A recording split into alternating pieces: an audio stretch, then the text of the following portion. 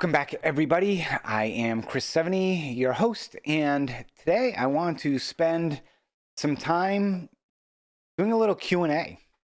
So over the past few weeks, we've had a bunch of questions come in, and eventually, I don't know, maybe I'll start doing a live show with people come in and ask questions.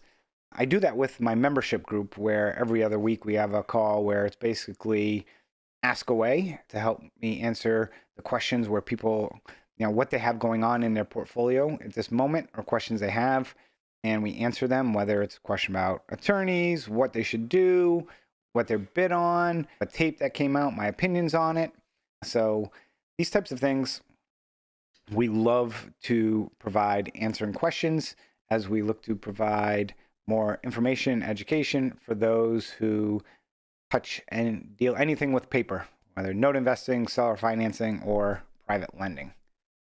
So first question that came in was of a borrower who is not in escrow and they stopped paying insurance. The servicer suggests that we put forced place insurance on the property. What are your thoughts? So first, let me dive into saying what forced place insurance is. So on a property, let's say it's a $200,000 property. Typically, you have your principal and interest payment, and then the servicer, who's the person who actually collects the payments, will have an escrow, which is meant to collect for taxes and insurance. In this instance, the loan docs, probably a seller financing deal, not institutional paper. Institutional meaning from banks. They almost always require escrow.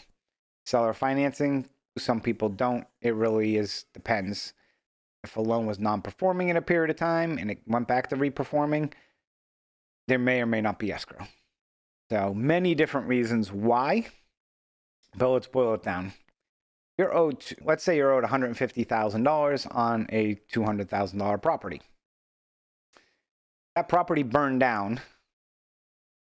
The borrower would still owe you the money, but they probably don't own anything that you could recover from. So you always want to make sure your property is insured.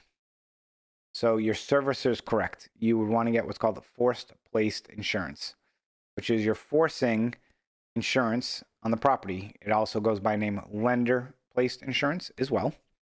And typically you can get that up to the amount of the loan. You don't have to do the entire home price. You could just do the amount of the loan. And if the property would be destroyed, you just get paid off. You release the lien and that borrower owns basically a piece of property. So let's use unfortunate incident what happened recently in California with wildfires. Let's say you had a $200,000 house, no such thing in California, and you're owed $150,000. Wildfire comes through, burns the house down. If the borrower had insurance, they would collect on that and pay you. If you had insurance through lender placed, force placed, you would get paid whatever you insured it for, which I always recommend be at least the loan balance. And if there's no insurance, you get nothing. So you can see why it's important to have insurance. Now, how do you get insurance?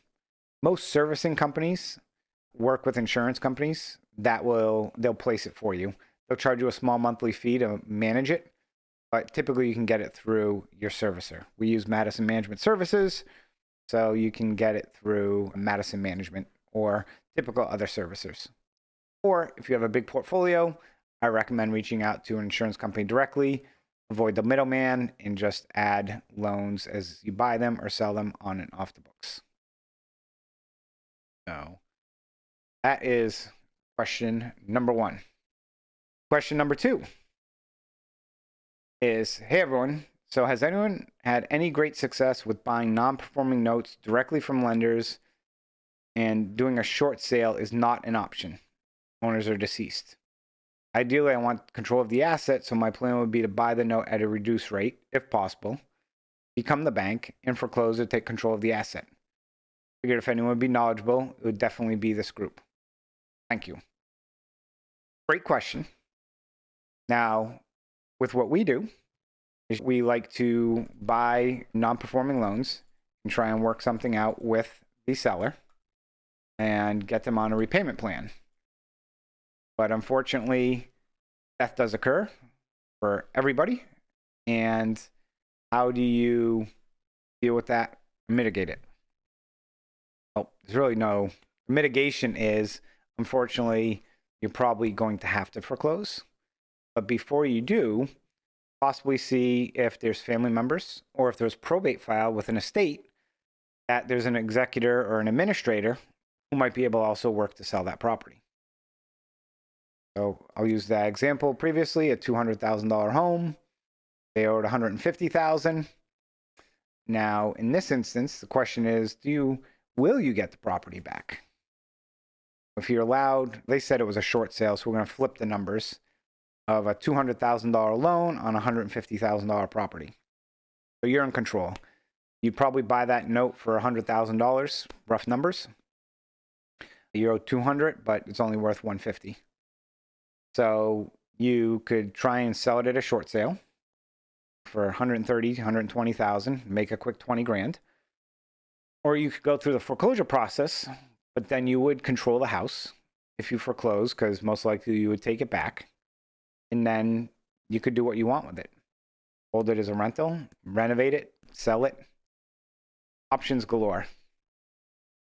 So plenty of options there, but just understand foreclosing is not for the faint of hearted. It's a lengthy process. It's a costly process. If it's vacant, you may have to worry about squatters. You're going to have to secure the property. You're going to spend a significant amount of money foreclosing on a property, depending also on the state, whether it is judicial or non-judicial, which we'll talk about a little bit, follow-up questions. Hope that answered. Next question. I'm trying to understand how to properly paper first or second mortgages at a short-term, high-yield, low dollar amounts that are less than $50,000. So far, I'm finding the transactional costs, proper paper, legal title, make this, quote, not worth doing. On the other hand, I've encountered a fair number of people who do this over the course of my education, so I guess it's all about the legal fee. Any thoughts out there? Great question. If you typically look at banks and institutional companies, they will not originate anything under $75,000. And the reason being is the underwriting costs and fees. Now, if you're independent and working for yourself, that's just your own time. But you may spend $500 to $1,000 to have the documents created by the attorney, title, appraisal. The cost to underwrite a $50,000 loan is typically the same cost to underwrite a $500,000 loan. An appraisal costs pretty much the same for the most part, and everything else. So that's where it does make it very challenging for a lot of people who don't want to get into that rat race. Now, the other component to it is, let's say you're doing a private money loan to somebody for $30,000, and it's 10% interest. That's $3,000 a year. Now, if that's all the money you have that you can invest, that's good return. But if you have $200,000, all these smaller deals, it can look like it's a lot of work. So that's something to consider, especially on seconds, which also have potentially higher rate of default. Possibly some people in seconds would say no. Then, the money you make versus the risk. Is the risk worth the reward? Those are some of the things that you have to consider. And the other is, first position loans that low are typically on properties in very bad areas, or the person owns a property just looking for cash, but what are they going to be doing with it? They're probably paying off something else. So that's where it makes it a little more challenging, is the simple fact that it's not as much the paper and the cost to do it, but what is it secured by? And then is the borrower okay with paying $5,000 in closing costs no matter what? And that's a big percentage. Now, I will say, do not do this on owner-occupied properties. Do not do this on owner-occupied properties. Seller financing, I'd also say be very careful. Private lending, good to go. Okay. Next question. Does anyone know a company that monitors taxes on loans and real estate nationwide? We need help. Thank you. Why, yes, we do. There are several companies out there. We used one. Right now, we're using Doc Solutions, which is under Pro Titles. It's affiliated with Pro Title USA, where we get our title reports. So they monitor the taxes, and we can have them check them annually, biannually, quarterly, however you want. So that is something we do within our portfolio. Is at least every quarter, I believe it is, we check the taxes on all the properties, make sure none are gone at tax sale. It's very affordable. It's under $20 per loan, I believe. Don't quote me on that. Also depends on the size of your portfolio. There's other companies that we've used in the past. Honestly, I can't think of their name right now, but there are other companies out there that will do this specifically for you. Highly recommend you do that.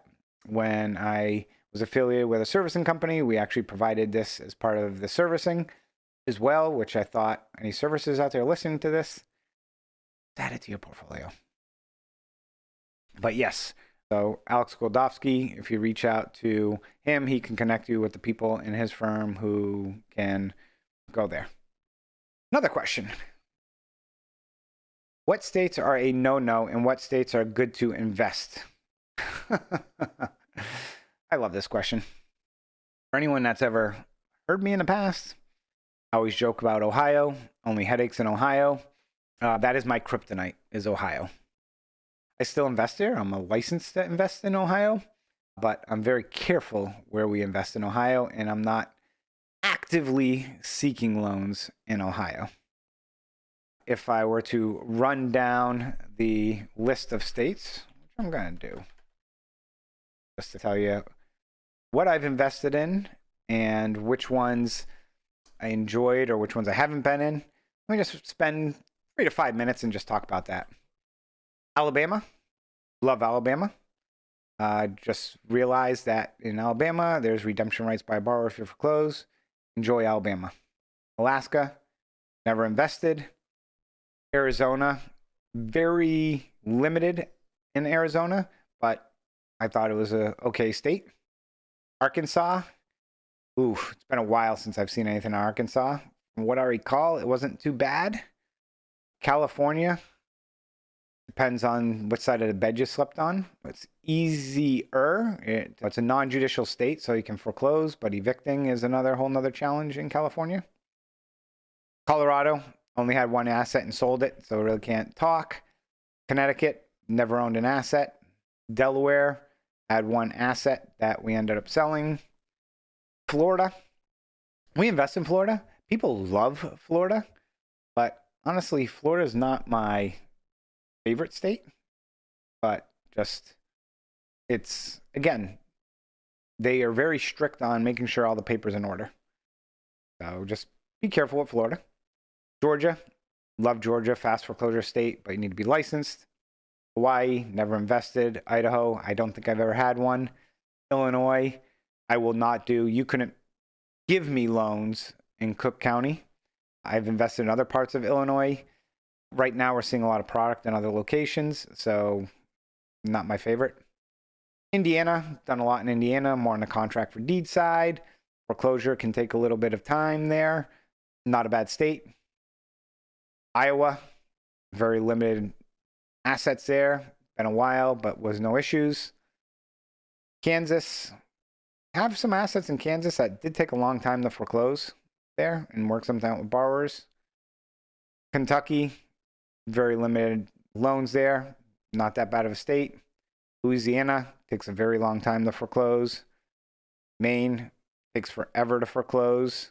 Not for the faint of heart. Also, look up the Greenleaf case. Maryland, love Maryland because everyone hates it. It is a little more challenging. It's quasi-judicial. Now, allegedly, might need to be licensed in Maryland, but we love Maryland. Most people don't. My home state, Massachusetts. I haven't owned a loan in Massachusetts. Michigan, I like Michigan. Can't recover legal fees. Short redemption period, but very fast foreclosure. Minnesota. Been a hot minute since I've had anything in Minnesota. Can't remember anything bad about it. Mississippi. great state to be a lender. Missouri, good state to be a lender. Montana had one foreclosure from a woman who passed away there many moons ago. Went pretty smoothly. Nebraska, I don't know if I've ever owned Nebraska. From what I heard, not a fun state. Nevada, had some loans in Nevada. Kind of average there. Doesn't take forever, but the process doesn't happen overnight. New Hampshire, I think I've had one asset in New Hampshire that we got deed in lieu on. New Jersey, same thing, very limited in New Jersey. You know, those states typically don't target New Jersey because of really high taxes. New Mexico, again, one or two assets, don't see much. New York, we don't touch New York. Down by the boroughs, very challenging. Get outside of that area, not as challenging. From servicers and everyone, not a lot of people want to do business in New York. So it's one state that we see it come up on a list now. We're just like, no. That, Alaska, and Hawaii typically are just all hard no's. North Carolina, took us a while to find a good attorney there. Not that bad of a state. North Dakota, I don't think I've ever seen a loan in North Dakota. Ohio, I already talked about. Only headaches in Ohio. We will not buy in Cuyahoga County in Ohio. Oklahoma, really hard state to foreclose on. Gotta have all your paperwork in order. Really strict compliance on paperwork. So just get good paper, you're okay. But if not, oof. Oregon, never done a deal. Working on potential participation with one in Oregon. Pennsylvania, I like the western part of the state. The eastern part, not so much. Philadelphia area takes forever. Pittsburgh in the area still takes a while, but a lot of opportunity. Never had anything in Rhode Island. South Carolina we like. Nothing in South Dakota. Tennessee we like. Texas we like. Utah, haven't seen anything. Vermont had some assets. The whole Northeast can be pretty challenging for investors. Virginia, my current home state. I like Virginia, non-judicial, fast. Washington, again, we typically stay out of the Pacific Northwest as well. And then Wisconsin, kind of playing blah on Wisconsin. And then Wyoming, I've had an asset in Wyoming. Foreclosure was really quick in Wyoming. District of Columbia, we've owned stuff, but it's going to take a really long time. I've not done the Puerto Rico or U.S. Virgin Islands. Haven't done any of those. So hope that answered your question. And actually, as part of our membership group, we have once a month, we do a deep dive into every state where we go through all the foreclosure laws, timelines, state laws, all of that, where it's probably good 90-minute plus presentation outlining everything about the foreclosure eviction processes within that state. So I wanted to wrap up this episode and change it up a little bit by doing some Q&As that we typically get asked. Hope you enjoyed this episode. And as always, catch you on the next one.